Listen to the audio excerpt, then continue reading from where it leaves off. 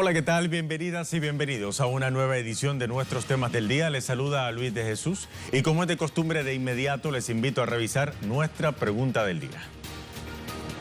Ahí la tienen. Nuestra pregunta es sobre uno de nuestros temas principales aquí en Temas del Día. El Supremo Tribunal de Brasil ordenó investigar al presidente Jair Bolsonaro tras las acusaciones en su contra del exministro de Justicia Sergio Moro por interferir en el Poder Judicial. ¿Habrá alguna repercusión política para el líder ultraderechista de Brasil? Esa es nuestra pregunta. Deje su opinión en nuestra pregunta del día en Twitter, @LuisTelesur. Iniciamos hablando sobre este tema. El juez del Supremo Tribunal de Justicia de Brasil, Celso de Mello, ordenó abrir una investigación contra el presidente Jair Bolsonaro a raíz de las acusaciones del exministro Sergio Moro por presuntamente interferir en investigaciones policiales. Este es nuestro primer tema del día. El magistrado brasileño dio un plazo de 60 días para que la Policía Federal interrogue al exministro Moro en torno a las denuncias contra el presidente tras su dimisión al cargo el pasado viernes.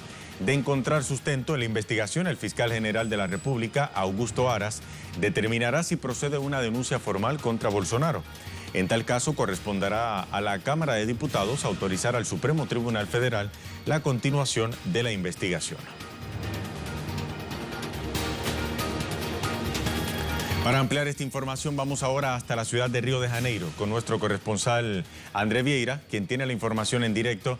André, un gusto saludarte. Inicio preguntándote qué reacciones han dado a lo interno en la política brasileña, en el partido de gobierno y también dentro de las filas de la justicia brasileña sobre esta orden del juez del Tribunal Supremo para investigar al presidente Bolsonaro.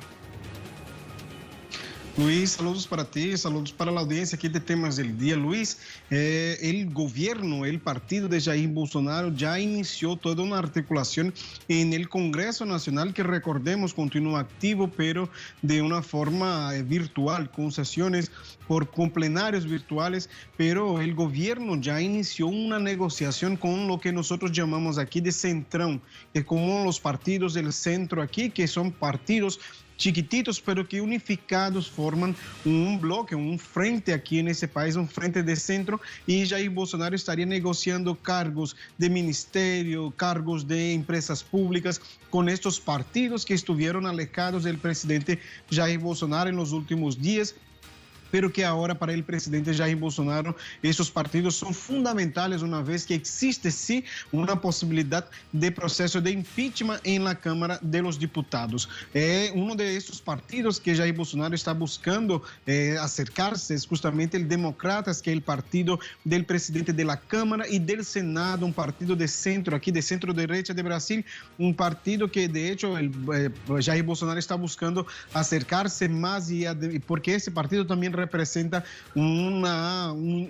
tiene un liderazgo ahí en este centrão que llamamos aquí nosotros. Así que Jair Bolsonaro ya inició y aún más este gobierno que antes afirmaba que no no jugaría, no estaría jugando con cargos para ser un gobierno, que sería un gobierno de propuesta y no un gobierno rehén, por ejemplo, de los partidos fisiológicos del Congreso. Y ahora es un gobierno que está negociando directamente con esos partidos. Por otra parte, la oposición también se articula. Luis, te digo que ya son más de 20 procesos de impeachment, casi 30 procesos de impeachment contra el presidente Jair Bolsonaro, pero nosotros tenemos que esperar porque los pedidos son postulados, pero el presidente de la Cámara de los Diputados debe aceptar para iniciar un proceso de impeachment contra Jair Bolsonaro. Y mientras tanto, en la Corte Suprema ya existe este permiso de Celso de Mello, que es un juez de la Corte Suprema aquí de Brasil, quien determinó la apertura de esta investigación contra Jair Bolsonaro, y esa investigación será justamente realizada por la Policía Federal, que recordemos desde hoy asumió uno de los amigos de uno de los hijos del presidente Jair Bolsonaro, asumió el señor Alexandre Ramagem, quien es amigo de Carlos Bolsonaro, hijo del presidente Jair Bolsonaro. También asumió el día de hoy el nuevo ministro de Justicia, André Mendonça, que era antes de la Abogacía General aquí del Estado y ahora asume el Ministerio de Justicia. O sea que son esos dos hombres que fueron cambiados ahora por Bolsonaro, quien conducirán, quien tendrán el control de esta investigación que será realizada por la Policía Federal, pero por determinación de la Corte Suprema, que estará, por supuesto, analizando y vigilando este proceso que se abre ahora contra el presidente Jair Bolsonaro. André, permíteme preguntarte brevemente, hablabas de que hay más de 30 procesos de impeachment contra el presidente Bolsonaro, pero la pregunta que se hace todo el mundo es, ¿cuál es la posibilidad real de que en efecto alguno de estos procesos llegue a sacar del poder al presidente Bolsonaro, teniendo en cuenta que su partido y partidos afines al propio presidente Bolsonaro son los que controlan actualmente el gobierno? Sí, los expertos por aquí llaman la atención que esto dependerá también de la presión por parte de la sociedad, que está a ver un gobierno que está justamente manipulando, que está buscando el control de la Policía Federal, que es una entidad independiente aquí de Brasil, pero es un gobierno que también está moviendo sus fichas, está moviendo sus piezas ahí en el Congreso para buscar el apoyo de los partidos que pueden decidir. O sea, existe sí la posibilidad en ese momento de cuarentena, las personas no saldrán a las calles, pero el próximo 1 de mayo, Luis, ocurrirá un acto muy importante virtual, movilizando todas las centrales sindicales aquí de Brasil, diferentes personas que van más allá de una cuestión de izquierda, pero sí en defensa de la democracia, y este movimiento que es en defensa de la democracia, que denuncia que Jair Bolsonaro es una amenaza directa a la democracia. Este movimiento puede ser un elemento importante para el desarrollo de esa noticia del impeachment o no del presidente, pero lo que sabemos es que ahora el gobierno Jair Bolsonaro está buscando aliados ahí en el Congreso, o sea que la cuestión del impeachment sí es un peligro. De hecho, el propio gobierno está movilizando sus contactos ahí, movilizando sus cargos, disponibilizando sus cargos para no sufrir un proceso de impeachment, Luis. Habrá que ver qué ocurre en el futuro en este país. Muchísimas gracias por ese informe, Andrés. Hasta la próxima. Mientras tanto, el presidente Bolsonaro nominó también como nuevo ministro de Justicia a Andrés Luis Almeida de Mendoza, ex abogado general del gobierno en reemplazo de Sergio Moro. De Mendoza es abogado y pastor en la Iglesia Presbiteriana Esperanza en Brasilia. Anteriormente se desempeñaba como titular de la Abogacía General de la Unión de Brasil, un órgano representante del gobierno en procesos judiciales. Moro renunció a su cargo la semana pasada tras discrepancias y cuestionamientos de interferencia política de Bolsonaro en el nombramiento de cargos técnicos. Además, como lo adelantaba nuestro corresponsal, el Parlamento de Brasil ha registrado 31 solicitudes de impeachment contra el presidente brasileño. Medios locales precisan que las solicitudes de juicio político se han producido en un periodo de al menos 16 meses y detallaron que las peticiones para sacar del cargo al jefe de Estado comenzaron antes de la crisis pandémica. Sin embargo, se incrementaron tras la renuncia del exministro de Justicia. Diversas organizaciones sociales han cuestionado las posturas del Ejecutivo brasileño en medio de la pandemia, mientras Bolsonaro insiste en la reactivación económica nacional. Los movimientos populares señalan que la propuesta pone en riesgo la salud del pueblo.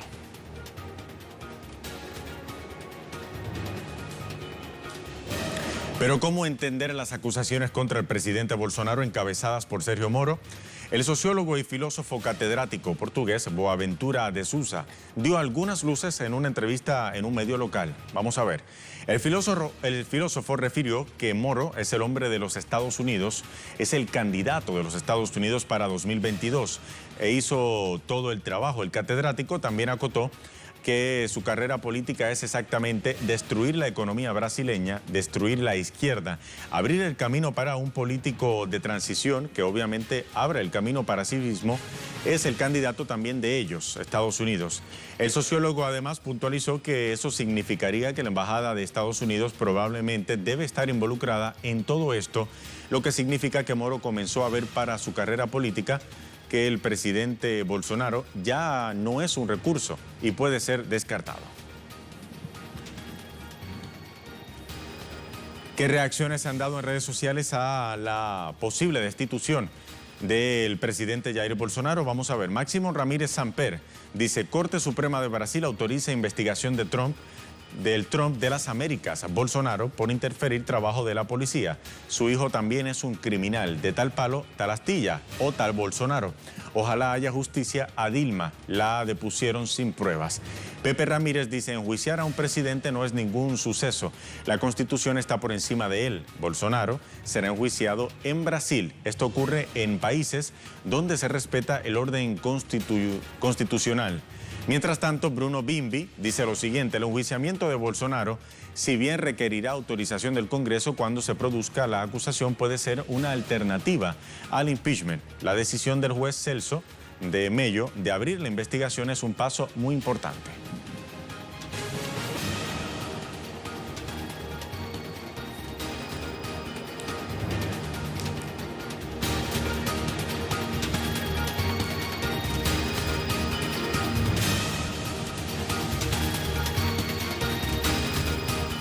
Momento de hacer una pausa y para esto nos vamos con nuestra imagen del día de hoy, nos lleva hasta España.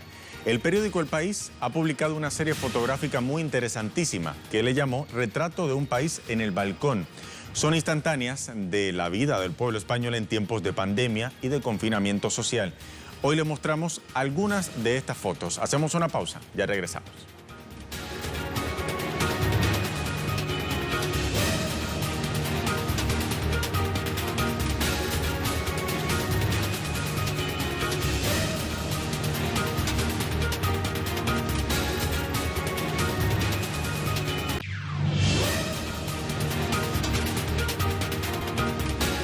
Ya estamos de vuelta en nuestra edición de hoy de Temas del Día. Momento de seguir revisando nuestro segundo tema del día.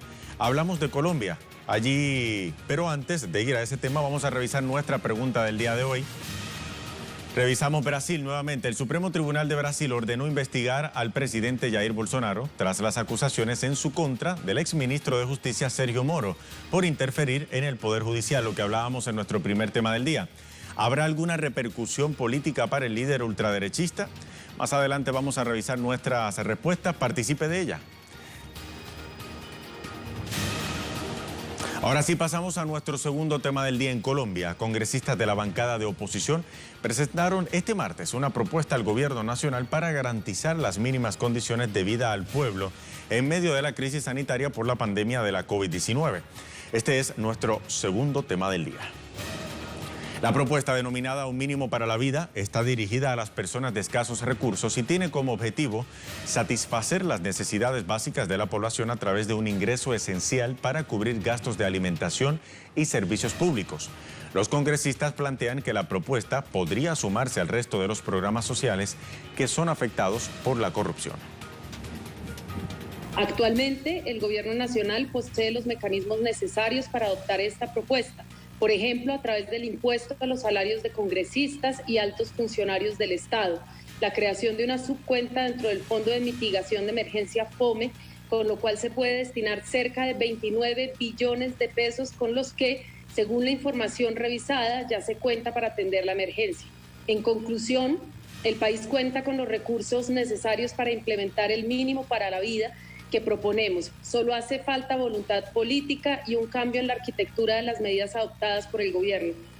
Vamos ahora hasta Bogotá con nuestro corresponsal Hernán Tovar, quien tiene más información sobre este tema. Hernán, un gusto saludarte. Permíteme preguntarte qué más contempla esta iniciativa y además, ¿qué han dicho las personas encargadas de valorarla?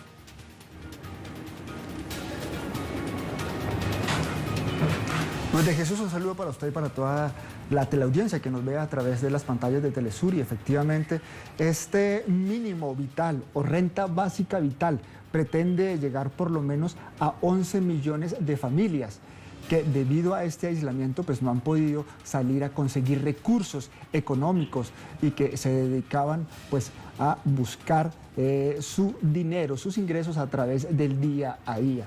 Mucha gente que trabajaba en el sector de la informalidad.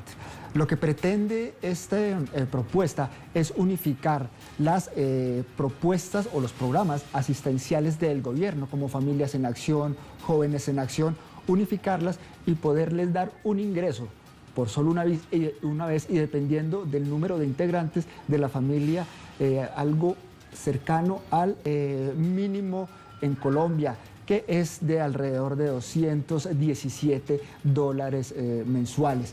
Así que la propuesta se está examinando, se ve con buenos ojos, sobre todo por parte de los sectores más vulnerables, ya que en estos programas asistenciales que está dando el gobierno, pues se han visto casos de corrupción y no les está llegando estos beneficios económicos a las personas o a las familias más vulnerables. También desde algunos otros sectores se critica que solo se le ha dado el recurso económico a los bancos y no se ha beneficiado a las familias más vulnerables del país. Por eso se observa con buenos ojos esta situación y se espera que vaya resultando y que genere pues las expectativas y sobre todo que llegue a la gente que más lo necesita en el país. Hemos visto aquí en Bogotá a las personas de los barrios más vulnerables salir, bloquear las calles y haciendo cacerolazos, exigiendo que el gobierno les facilite o les haga llegar las ayudas humanitarias. Estos bloqueos de las vías en algunos departamentos del país siguen, así que la gente está muy a la expectativa, sobre todo sus sectores más vulnerables, de que les llegue ese recurso para poder de alguna forma paliar este aislamiento obligatorio en Colombia. Luis de Jesús. Efectivamente, Hernán, una buena iniciativa en medio de esta situación. Esperemos que pueda prosperar. Gracias por el informe desde Bogotá, Hernán. Hasta la próxima. Ahora, congresistas de la bancada opositora en Colombia aseguran que la propuesta beneficiará temporalmente a 11 millones de familias en el país. Es principio constitucional el mínimo vital. En ese sentido, consideramos entonces que esta propuesta de que a 11 millones de familias se les asigne de manera temporal la renta básica universal es el derecho que tiene toda persona a recibir un ingreso monetario mínimo que en el marco de sus relaciones e interacciones de su vida cotidiana le permitan atender sus necesidades básicas esenciales.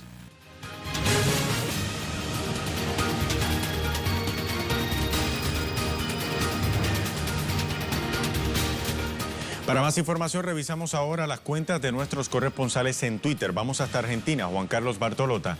28 genocidas fueron condenados a cadena perpetua en el marco de la megacausa Subzona 15 que analizó el Tribunal Federal de Mar del Plata. En el proceso se aplicaron también condenas menores a otros 7 imputados. 272 personas fueron víctimas de estos represores.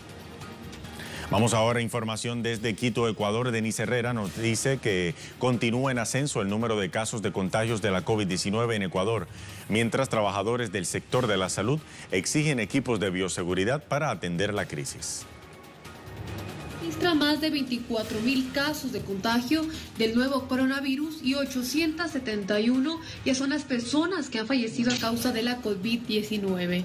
Esas son las cifras oficiales recientemente anunciadas del día de hoy por las autoridades que presiden el COE nacional. Cifras que continúan siendo criticadas, más aún cuando se ha venido ya diciendo por parte del gobierno nacional que Ecuador podría pasar ya de la etapa de aislamiento al distanciamiento desde el 4 de mayo, calificando a cada provincia de acuerdo a su semáforo. En ese sentido, diversas autoridades locales, quienes inclusive han solicitado ya una reunión con las autoridades del gobierno nacional para poder debatir estas nuevas resoluciones, han rechazado esta directriz. Han dicho que muchos de los cantones del país no están listos para retomar actividades. En ese sentido también el sector de la salud continúa haciendo públicas denuncias. Hoy en los exteriores del Hospital Eugenio Espejo, en la capital ecuatoriana, se concentraron diferentes trabajadores y miembros de los sindicatos del Ministerio de Salud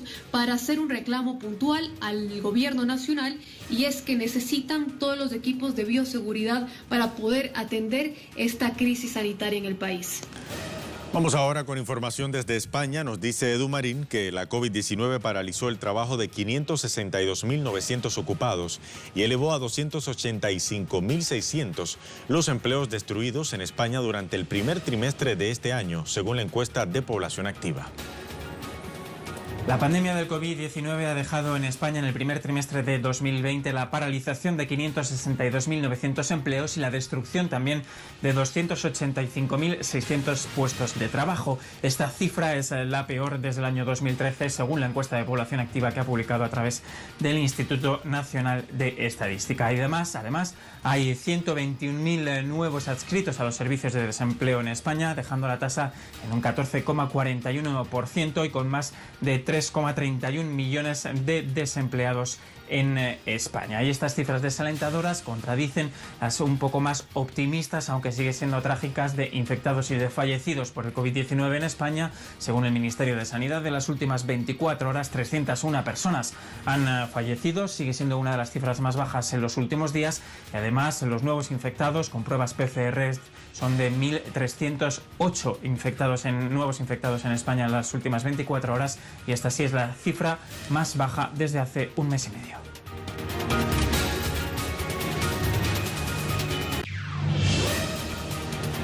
Ahora nuestro tema en desarrollo se genera en Chile. Ciudadanos bolivianos esperan a que su consulado abra sus puertas y les ayude a regresar a su país. Desde Santiago de Chile, nuestra corresponsal Paola Dragnik ha estado siguiendo los testimonios de estos ciudadanos bolivianos y nos tiene más detalles. Paola, un gusto saludarte. Cuéntanos qué más se sabe a esta hora sobre la situación de estos ciudadanos en Chile. ¿Cómo están? Un gusto saludarlos. La verdad es que la situación es bastante dramática. En Chile comenzó la temperatura muy fría durante la noche y ellos están pernoctando ahí en plena calle sobre la acera. Así es que hoy día, de los 55 bolivianos y bolivianas que estaban ayer, hoy día son más de 400 los que han llegado a las afueras del consulado. Incluso llegó el Instituto Nacional de Derechos Humanos de Chile porque recalcaron, ellos velan por los derechos humanos de todo aquel que esté en territorio chileno, independientemente de su nacionalidad, y desde desde esta mirada están haciendo algunos trámites para que la Cancillería chilena pueda interceder directamente con la Cancillería del gobierno de facto que está hoy día en Bolivia y que la verdad no se ha pronunciado mayormente, sino exigiendo que los ciudadanos bolivianas y bolivianos que quieran retornar deban cumplir una cuarentena, pero en el país de origen.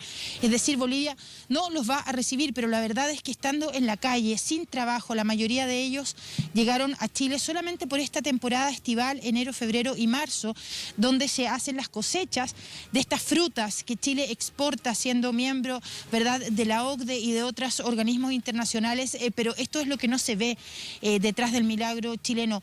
Manos de mujeres, principalmente migrantes, que llegan hasta aquí por temporada para hacer esta cosecha en los campos y que después quedan en la calle. Pero en esta pandemia ni siquiera con la posibilidad de retornar. Así es que una situación que están tratando de manejar las autoridades locales de la Municipalidad de Providencia, y lo último que se va a tratar de instalar en el lugar es un punto de salud para hacer control sanitario para los niños, ver la posibilidad de vacunarlos de influenza, porque los fríos que están comenzando particularmente aquí en Santiago traen otros virus, además del coronavirus, que ponen en riesgo a los más pequeñitos. El virus sincicial también es una amenaza que va a comenzar pronto aquí en el país. También a vacunar a las mujeres embarazadas, y la alcaldesa de esta zona de Providencia dijo que ella estaría dispuesta a poder darles un albergue a estas personas que esperan respuesta del consulado, siempre y cuando el gobierno de Bolivia se comprometa a recibirlos de aquí a los 15 días que dure este plazo, digamos, de cuarentena.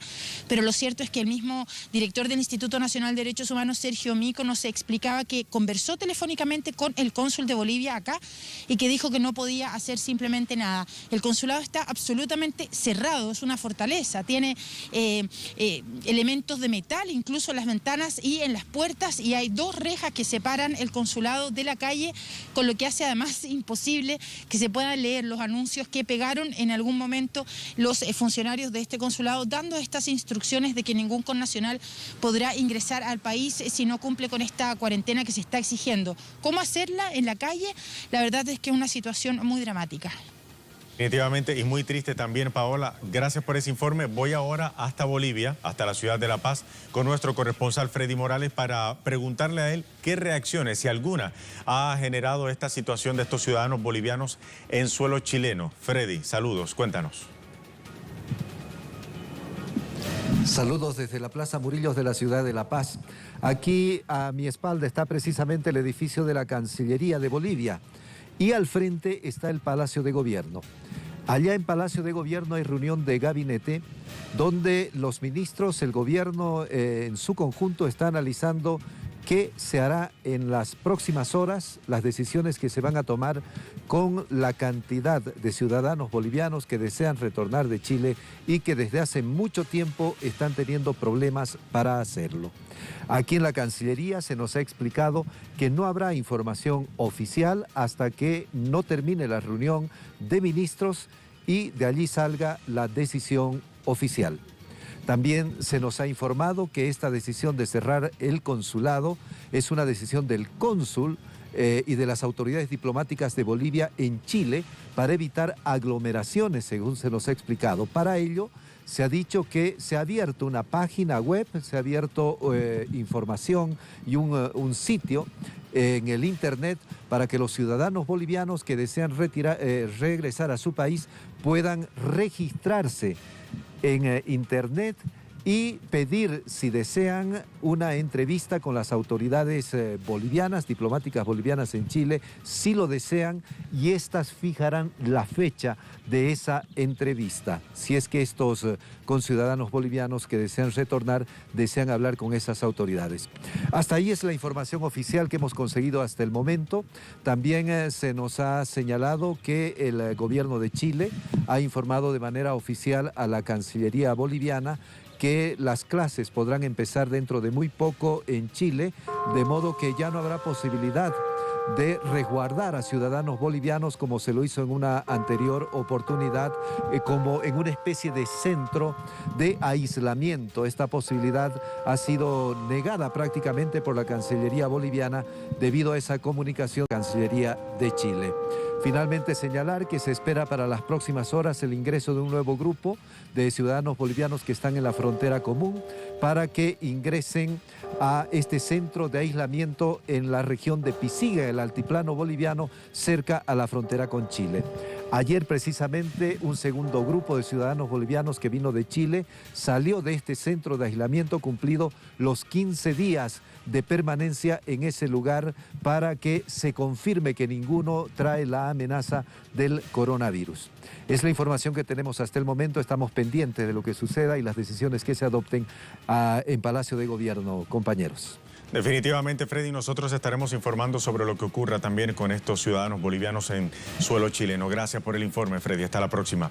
Vamos a pasar ahora brevemente a nuestro segundo tema en desarrollo. Se genera en Siria. Este martes, más de 30 muertos y decenas de heridos dejó un atentado con camión bomba en el norte del país. Desde Damasco, Hicham Wanus nos amplía la información. Saludos, Hicham. Adelante. Sí, buenas tardes, colegas. Saludos, amables televidentes. Efectivamente, un camión bomba estalló en la ciudad de Afrin, en la campiña norte de la provincia de Alepo, cerca de la frontera con Turquía. El camión fue detonado cerca de la sede de un grupo armado apoyado por el ejército turco, lo que causó, según fuentes locales, la muerte de al menos de 30 personas y la herida de casi 50, entre ellas 11 niños, y los heridos fueron trasladados en ambulancias hacia los hospitales en Turquía para recibir tratamiento médico.